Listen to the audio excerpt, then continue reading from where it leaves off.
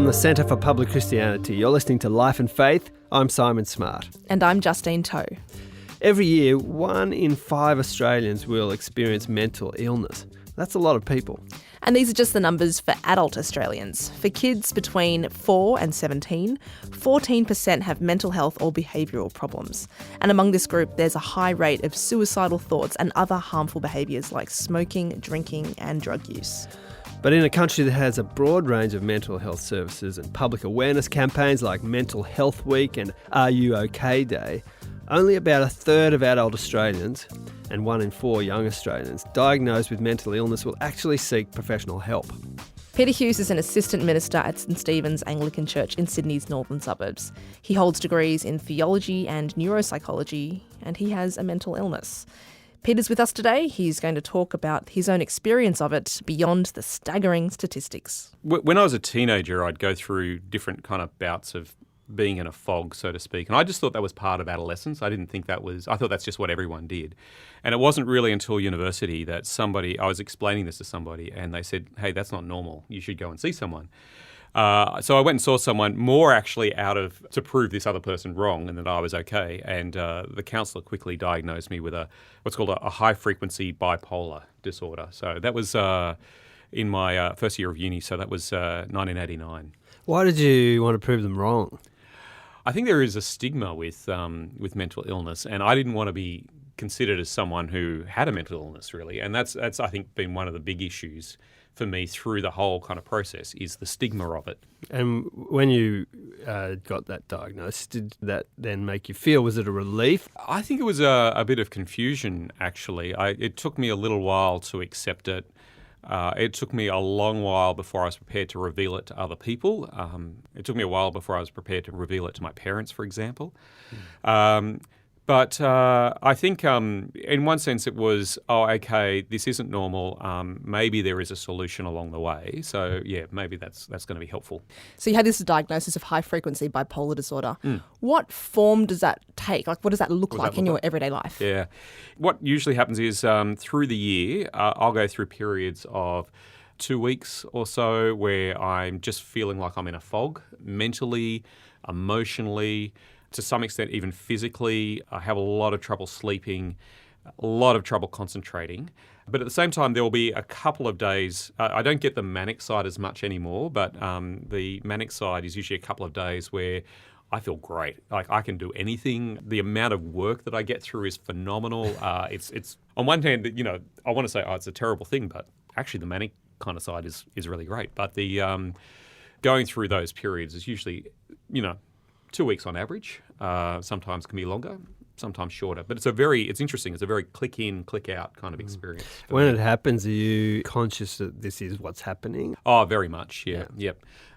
So I'm almost literally feel it click in, and different people will have different experiences, but I can literally feel it click in, and I can often usually feel it click out. I can just go, yep, I'm fine again. So what's it like for you and your family in those periods? Is it just like, Dad's having this thing happen to him and we just have to sit tight, or are there other practices that you engage in?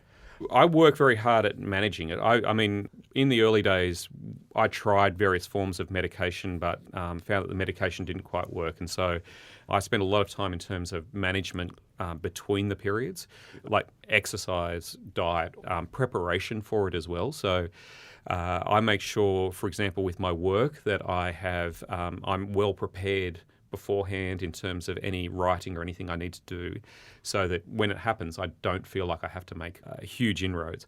I guess a couple of things in terms of the family is when I'm aware that I'm in a low, I try and make sure I don't make any major decisions, because they usually are bad decisions when I'm making those kind of things. So I just sort of say to my wife or whatever, she'll ask a question about what are we going to do for holidays, and go, look, we need to put that decision off.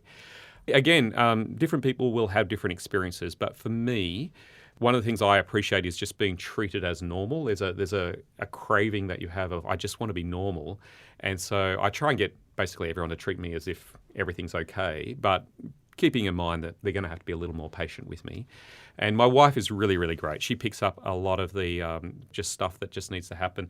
I sometimes just don't have the energy to help up around the house, and she does all of that kind of stuff. So she's been terrific in that. And being kind of a 2-week period, that's good that it's not longer than that. Lots of people would have a lot longer, right? You know, if you're going to be lucky in this kind of thing, I am incredibly lucky. But it doesn't mean I tend not to lose days off work. I haven't lost a lot. So, yeah, I've been very, very lucky in that kind of sense, I guess. Now, I wonder if you've ever grappled with this feeling that you shouldn't have depression. Now, you're a person of faith, you're a Christian. Have you ever felt like, oh, this doesn't kind of match up with how I'm meant to be? Christians are meant to be joyful people. Should I have it? I don't question whether I should have it. I do actually. There have been questions throughout my time where I've asked, why doesn't God take this away? Because I think God is capable of doing it, but he chooses not to. I'd like to say, oh, well, I've resolved that really well, but to be honest, it's still a question that comes up from time to time, and I still go, God, if I didn't have this, as a Christian minister, I could serve you better, but I can't. So that's just a thing I live with, really, rather than try and resolve. If that's your experience, then what of people in your ministry contexts who have depression? If you can't, you can't really answer the question why God won't take it away, then how do they grapple with challenges that their depression brings up for them? As I've talked with them about this, I think they've actually found a reassurance in that they're looking for the same answer. And I think they find that, I can't find that answer. So, and I can sort of turn around and go, well, I can't find the answer. And I think there's a reassurance there of, okay, so it's not me that I can't find the answer. That being said, we can all sit back and sort of look at the fact that God still does love us, and they're an objective picture of God showing his love for us at the cross. And no matter what is going on with our brains and our minds and all of the stuff that's going on there, that we can still go back to the cross and say, well, that's one objective truth that I can hold on to and know God loves me through that. It is one of the things that's so difficult about mental illness, the fact that it just feels like it's you. You can't kind of get away from it. Other things, it might hurt your leg, or you've got a problem with your ear, or whatever it might be, is in some ways feels kind of external to you. But there's a kind of a prison that you're within when it's your mind. Does that make sense to you? Does that resonate with you? It certainly is something that comes up with other people that I've talked to a lot. There's that sense of this dominates my life so much. I know for me, this has been something that I've worked through over many years, is that question of identity. And so I try and make sure I explain I am somebody who has bipolar, but that's not the thing that defines me. It's not who you are. It's not who I am. And I think that's a really important thing to kind of address. So the thing that defines me is my relationship with God through Jesus. And that's something that I can hold on to. And can hold on to when there are those rocky storm periods that's there. And that's, again, something I think, whether Christian or not Christian, that's something we've got to be very, very cautious of, is allowing something like this to define us. And I think that's when we can start losing battles. And Peter, do you do something? Do you have a ritual or a practice that helps you out? One of the things that when you are going through a depressive cycle, probably one of the first things that you do when you get out of bed will kind of define the rest of the day. So what I try and do is go, I want to do one thing, and if I can tick that one box, I've done that, and we can kind of work from there. Because I am a Christian, one of the things I do is I do read the Bible. When I'm going through a depressive cycle, my brain isn't working at 100%, so sometimes stuff isn't going in, but I can at least, if I open a Bible, I read a little bit, I can say, I've done that. That's one thing. I think that helps me through the rest of the day to kind of go, well, let's see what else the rest of the day has as well. You're listening to Life and Faith from the Centre for Public Christianity. According to the World Health Organization, 1 in 4 people around the world will be affected by mental disorders at some point in their lives. But what was even more striking about this report was that nearly 2/3 of people with mental illness never seek help from a health professional. While in some cases there may be limited access to treatment, it was reported that for the most part treatments are available, and stigma, discrimination and neglect were stopping people from receiving the care that they needed. The stats for mental illness are similar in the US, 1 in 5 as well, and the UK, 1 in 4. And these seem really high incidences for countries that are affluent. And that seems really odd to us. What do you make of that? I think there is a sense where we are trying to find meaning and we are trying to find purpose in things that aren't really going to give us meaning or purpose. And I think there can be that reactionary sense of, oh, well, if I can't find it there, my life seems to be falling apart. And I think that has given rise to things like a reactionary depression. I think one of the other issues actually in Western society is that we don't really address the idea of death and therefore how to grieve particularly well. And so there is a large amount of depression that's associated with grief. You talked earlier about the stigma around mental illness. It seems to be getting better. We have a lot more openness than perhaps when I was young. And sports stars will come out and more or less openly talk about their depression or what have you. But there is still a stigma, isn't there? Is it because it involves you kind of crossing a line where you have to put your hand up and say, I'm actually not okay? And a lot of us find that hard to do. I think that's one of the reasons why I've tried to start talking about it a bit more publicly over the last couple of years. So when I initially was diagnosed, I really didn't want anyone to know. And I think part of that was because people just didn't know how to react. And so there were a number of people that I said, look, I've been diagnosed with this particular disorder. And there was this awkward silence while they tried to work out, how do I respond? What do I say? Is he, I guess what's running through, in my head, what's running through their heads, is he crazy? Is he going to kill me? Is that, that sort of stuff. So, but I think actually one of the things that I want to make sure that we are prepared to talk about is that actually people aren't okay, and that's okay to talk about. Again, as someone who works in Christian ministry, I think that's the key, the beginning of talking about the Christian message, is we can play this game of I'm okay, you're okay, and we'll pretend until everything really falls apart. But let's face the reality. None of us are okay completely. It might be mental illness for you. It might be something else. But I'm dysfunctional, you're dysfunctional. That's pretty much the book title, that's the book, I think. Yeah. Right. So, Peter, what's that been like when you've been so open about your struggles in this area? People have at first, I'm sure, been really, awkward, don't really know what to do with it. But does it also give them permission to kind of come clean about their own struggles as well? That's certainly been the case, I think, that a lot of people have, and quite surprisingly so, people have been quite happy to come clean and talk with me personally and then start to talk with their friends and family about things that have happened. Some of it is actually mental illness. Some of it has been things like abuse that they've been covering up for years and years. And now that at least someone has come forward and said, well, actually, I'm not okay, that they've sort of said, well, I can now talk about that as well. So I think that's been a really great step forward. When people come to you and talk to you about their struggles with depression, you're not just suggesting that they, read the Bible with you, right? There's more to therapy and recovery than that.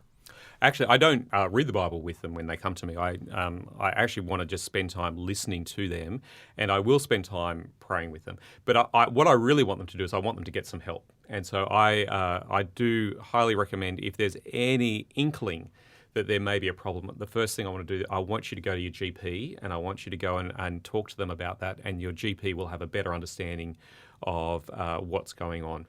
But what I really want to encourage people to do is to seek help. I am not actually able to help them as a therapist. I'm able to help them as a friend, but I want them to make sure that they are actually getting good professional help. And I do also encourage people who are on particular medication, and it's actually really, really helpful, and it's very, very dangerous to come off your medication without consulting whoever's actually prescribed it. Peter, in your experience, is depression something that can be totally cured, or does it generally need ongoing management? My particular case, I don't think it's ever going to go away, because it's got to do with my genetic makeup. That has been something I took a long time to get my head around, is this isn't going to go away, and I'm just going to have to live with this for the rest of my life. In fact, the fact that it's a genetic predisposition, there was a long time where I was thinking about, what does this mean for my children and my grandchildren? How, am I going to pass this on to them? How do I resolve that in my head? But there are other cases where I've seen people who had depression, and particularly to do with things that have happened in their life, lost jobs, lost a spouse, there has been abuse, that sort of thing. And they have been able to resolve that and continue on to live great, meaningful, wonderful lives and leaving the depression behind. So, yeah. Now, you are a Christian minister. I wonder if you could tell us whether you think there's anything distinctive about Christian faith that can offer a person who's experiencing mental illness. I think there's two things that has been really helpful for me. And one is, as I mentioned before, the question of identity. My mental illness doesn't define me. It is my relationship with God that defines me. And I can, even if it means I've got to write that down so I can see that objectively, that's the thing I can really cling to and hold on to. The second thing is that the Christian worldview has this understanding of a hope that after this life there is a better life, and there is that picture that I can leave this depression behind. I can leave this bipolar behind. And that's one of the reasons why I can sort of say it's not the thing that defines me. It's that thing that I can look forward to. What I will have at the resurrection will be completely renewed, and I can put that aside and I can look forward to that day when I don't need to live with it anymore.